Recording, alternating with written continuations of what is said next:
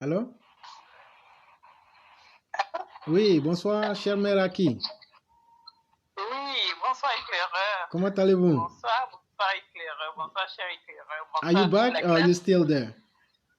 Pardon? Are you back or you still there? Ah, no, I'm still there. I'm Okay, still there. okay, all right, okay. I'll be back in a few days time Oh, actually. okay, I won't that's be so long. close. Yeah, that's Yeah. almost done already. Okay, donc merci Yeah, beaucoup. almost. Okay, I'm getting there actually, okay, to be no honest. problem. Have a safe trip back Yeah. home. All right, Thank you very much. no Thank problem. you. Okay. Donc, vous So, avez la bonsoir à parole. toute la classe. Mhm. Ça fait 2 jours, sinon même Mhm. 3 jours. Non, ça fait une semaine. Très heureuse de vous retrouver, de retrouver toute la classe, tous les Merci élèves beaucoup. et toute cette ambiance, toute cette chaleur. Effectivement. Vraiment merci à Effectivement. tous et Merci. voilà, vous m'avez manqué, je veux dire. C'était la même chose, hein? Merci. Mhm. Donc, éclairage, je voudrais juste le frère qui vient de passer, ou comme d'habitude, son Mhm. intervention a été assez très richissime. Effectivement. Donc, je voulais aussi surtout intervenir sur la question de l'élevage, de la production du riz et de l'élevage en Côte d'Ivoire, que l'intervenant qui précédait celui-là fait, disant qu'il fallait ne pas avoir honte et qu'il fallait aussi quand même aller prendre des conseils ou alors auprès des Sénégalais qui ont réussi en la matière. Je pense que c'est pas faux et c'est une chose qu'on devrait vraiment sur quoi on devrait s'appuyer. Et je pense que là, au jour où nous sommes avec ces difficultés, enfin aussi, franchement, j'allais déjà vous demander si depuis le temps où on a fait, si depuis le temps où on va dire, parlé de ce sujet, est-ce que il y a quand même des aperçus de développement dans ce secteur ou pas? Est-ce que vous en savez quelque chose? Bon, vu que moi-même, je ne suis pas directement en Côte d'Ivoire, Oui. il serait difficile, mais surtout ce que nous proposions, ce sont des idées que le ministère de l'Agriculture aurait pu utiliser et implémenter, ou bien même, comme nous le disions, les fonds qui sont alloués au développement humain. De façon exceptionnelle, le gouvernement pouvait prendre ces fonds-là pour essayer d'activer ces programmes-là et voir les résultats que ça pouvait donner. Et là, sur ces bases-là, j'ai dit qu'on n'en a pas encore vu. On n'en a pas eu la preuve. C'est pour ça qu'on revient encore à en parler aujourd'hui. Effectivement. Et tout ça relève aussi de le manque de volonté politique que le frère vient dans son intervention, vient de mentionner. Et là, je pense que si on veut atteindre la volonté politique comme ça qu'elle vienne, moi je pense que faut pas se leurrer, mais ça n'arrivera pas. La meilleure façon pour qu'elle arrive, c'est de forcer, de l'exiger en fait. D'exiger quand même de ces politiciens même, je vais dire, qu'ils fassent leur travail. Mais espérer qu'on ait de la volonté politique de leur part, éclaireur, ça ne viendra pas. C'est parce que justement, ils n'ont pas cette volonté-là que les populations aussi, on a cette gangrène-là. Du coup, en fait, ce que nous vivons aujourd'hui, vient du fait que c'est les dirigeants eux-mêmes qui sont ce modèle-là. Ils sont le modèle de ce que la société, de notre société qu'on a aujourd'hui. Et comme on veut qu'elle change, je pense qu'il faille quand même leur forcer et pousser plus fort que ça. Il ne faut plus leur laisser le champ libre. Il faut leur poser un ultimatum des fois, pourquoi pas, il faut essayer tout. Et voilà, en tout cas, il faut que cette manière change. Ça peut trop durer, c'est devenu une peste. C'est devenu une peste aujourd'hui. On ne peut rien faire sans corruption et je ne pense pas qu'on puisse continuer encore plus longtemps dedans.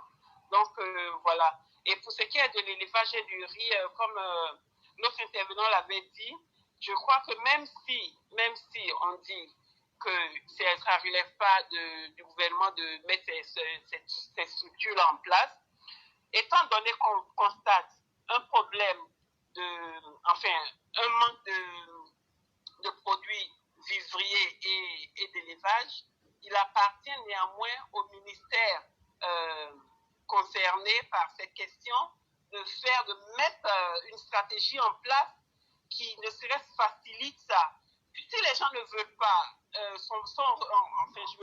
hésitants à aller dans ce secteur, c'est à eux de faire des choses qui motivent ou alors mettre en place un système quand même qui favorise et qui incite les gens à aller dans ce secteur là où il y a le manque. Parce qu'on ne peut pas constater un manque et ne rien faire pour que ce manque disparaisse, ce manque se comble. Donc, il leur appartient quand même à la limite de mettre en place ce qu'il faut ou alors mettre en place une stratégie qui vienne ne serait-ce qu'encourager les gens à aller dans ce secteur jusqu'à ce qu'on soit suffisamment qu'on ait assez de suffisance quand même dans nos produits vivriers pour satisfaire les populations. Donc voilà, c'est un peu ce sur quoi je voulais rapidement me prononcer. Je n'ai pas grand chose à dire si ce n'est soutenir un peu cette question de production de vivriers et d'élevage. Voilà. Et sur ce, je ne peux que vous dire bonne soirée et bonne émission à tous, sinon bonne fin d'émission à tous. Merci éclaireur, c'était moi. Voilà, je reviens un peu reluctantly, but I will soon be there. No problem, and it will be a pleasure to see you again. Et donc, thank you. no worries. Have a lovely evening. Thank you so Bonne soirée much. à tout le monde et Merci. à très bientôt. Merci beaucoup. Et vous passez une excellente soirée. Merci. Ok.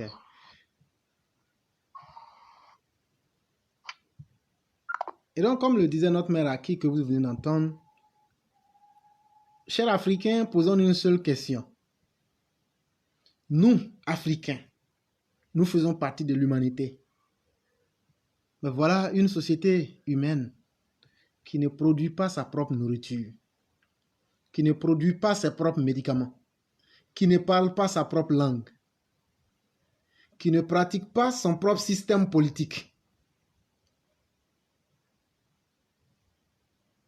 qui ne fabrique rien qui puisse impressionner le monde. Jusqu'où est-ce qu'on peut aller avec ça? On peut encore accepter que nous ne soyons pas une société de manufacture, qu'on n'arrive pas à produire des produits à partir des industries. On peut compenser cela avec les ressources naturelles. Je dis bien en termes de comparaison, je n'ai pas dit que c'est juste. On peut accepter que les autres nous ont dépassés intellectuellement et qu'on utilise leur système politique avec tous ses travers. On peut accepter qu'on a perdu nos langues parce que les rapports humains, comme disait Hegel, c'est le plus fort qui s'impose toujours. On peut encore accepter cela parce que l'homme est le fruit de son environnement et de sa société. Mais est-ce qu'on peut accepter qu'un homme, qu'une communauté, qu'un continent puisse... Comment est-ce qu'on peut justifier le fait qu'un continent n'arrive pas à décider de ce qu'il va consommer et qu'on confie notre sort aux autres? Chers Africains, j'aimerais que chacun de nous se pose cette question. Et au lieu de blâmer les uns et les autres, même si on est prisonnier mentalement, même si on est prisonnier idéologiquement, même si on est prisonnier économiquement, on peut créer notre propre nourriture et libérer notre ventre. C'est vraiment important pour nous autres Africains. On va philosopher, on va dire des grandes théories, on fera tout ce qu'on veut. Dans la nature, Dieu a créé chacun. Chaque fois que vous voyez un être humain venir vers vous là, ne vous blaguez même pas. Il a un intérêt vis-à-vis de vous. Chaque fois que vous voyez un être humain venir vers vous là, il a un intérêt vers toi ou vers la personne qui va. Et dans cet intérêt-là, personne ne veut être dernier. Ou bien personne ne veut être dominé.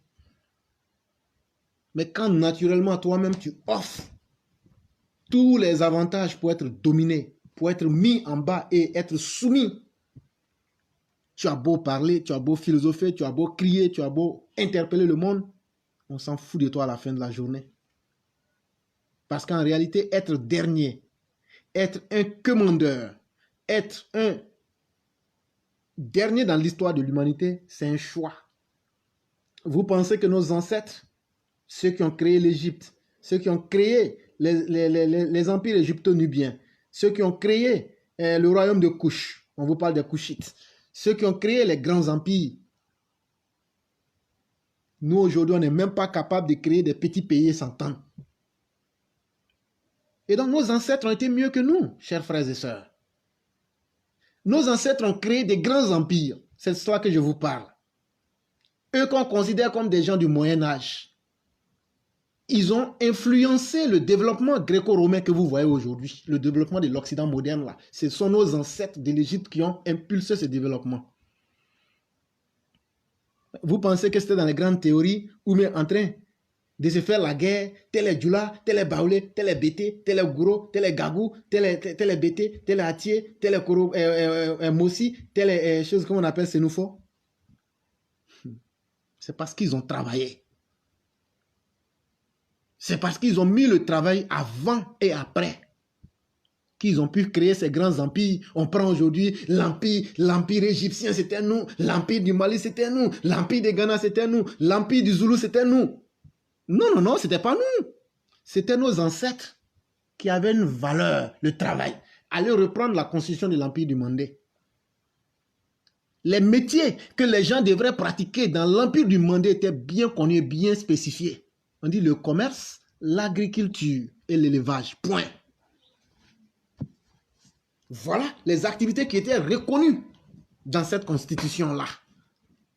Mais aujourd'hui, dans quelle constitution de nos pays modernes on fait du travail un leitmotiv? Donnez-moi la constitution d'un pays africain aujourd'hui où on fait du travail l'élément central qui est imposé à l'être humain pour pouvoir se libérer lui-même. On a fait de belles lois, mais on a oublié de libérer nos propres ventes. Et si votre vente n'est pas libérée, est-ce que votre cerveau sera décongestionné? Et si votre cerveau n'est pas en liberté parce que votre ventre est soumis à la disette, est-ce que vous pouvez être un homme normal? Voilà la condition de l'homme africain. Mais entre-temps, pour ne pas assumer notre responsabilité, on va toujours accuser nos dirigeants qui ont certainement leur part de réalité. Mais en même temps, il faut aussi s'accuser soi-même. Est-ce qu'il n'est pas temps qu'on s'unisse véritablement?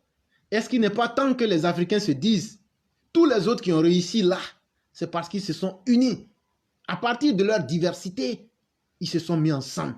Vous pensez que quand vous entendez la Chine là, vous pensez que c'est seulement le mandarin qui est parlé là-bas? Il y a plusieurs langues, il y a des milliers de langues qui sont parlées en Chine. Mais ils ont donné la priorité à une seule langue. Mais chacun reste dans sa culture. Même vous avez des russophones en Chine, comme vous avez des russophones, même les États-Unis que vous voyez en parlant avec la Russie là. Il y a frontière entre eux. Il y a des gens là, ils sont russes. Quand on les voit physiquement, même chose, ils sont là. Ils sont du côté des États-Unis. Ils ont leurs parents en Russie. Mais eux tous sont développés.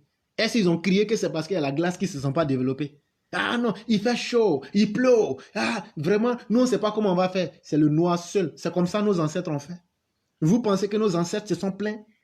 Et vous pensez que nous, c'est en se plaignant qu'on va donner un monde à nos enfants? Et donc, chers Africains, réveillons-nous. C'est important. C'est très important. Nous, ce qu'on dit, c'est ce qu'on peut faire. Et individuellement, chacun lutte pour défendre son destin. Mais sachez que nous avons un destin collectif. Si nos dirigeants abusent de nous aujourd'hui, c'est la manifestation de notre lâcheté collective. C'est parce que nous-mêmes, en tant que peuple, on ne vaut rien. Allez en Occident, au moment des guillotines, là, où on coupait la tête des rois, là. Allez lire l'histoire de la France, comme on aime les Français. Allez lire l'histoire de la France. Il y a des rois qui ont été décapités publiquement.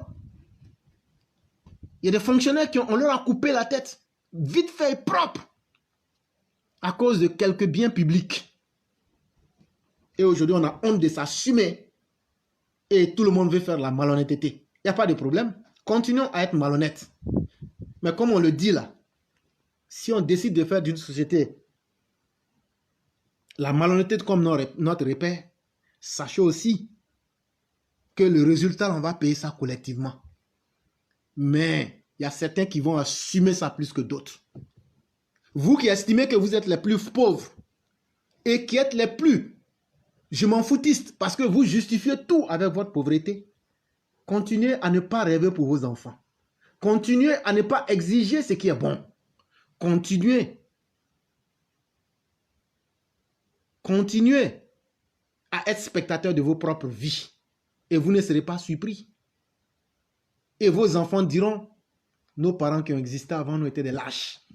Et moi je le dis aujourd'hui, nos ancêtres, les vrais Africains, ceux qui méritaient qu'on dise que c'est eux les vrais Africains, ils auraient honte de nous aujourd'hui. Si nos ancêtres pouvaient se réveiller des tombes pour nous regarder, ils allaient dire, mon Dieu, si on savait que c'est de tels énergumènes qu'on allait laisser sur la terre, mieux aurait été que ces personnes aient été tuées ou n'aient jamais existé sur la terre. Et donc, faisons beaucoup attention. La meilleure manière de s'éveiller soi-même, c'est de s'accuser toi-même. Quand tu t'accuses toi-même, là, tu deviens réaliste et tu vois la réalité en face. C'est vraiment important.